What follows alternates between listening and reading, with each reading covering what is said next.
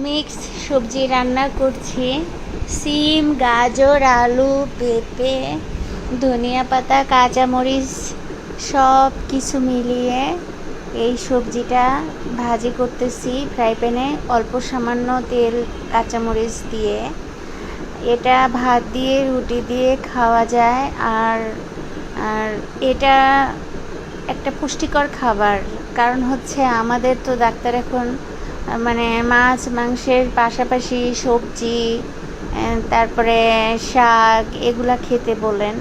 তো আমাদের মানে সাধ্য মতো ঘরে যে সবজিগুলো থাকে তো ওগুলাকেই কেটে কুটে রান্না করার চিন্তা করা হয়। তো এটাও ঠিক সেই রকমভাবেই কেটে কুটে রান্না করে বসিয়ে দিয়েছি স্বাদ মতো লবণ হলুদ দিয়ে।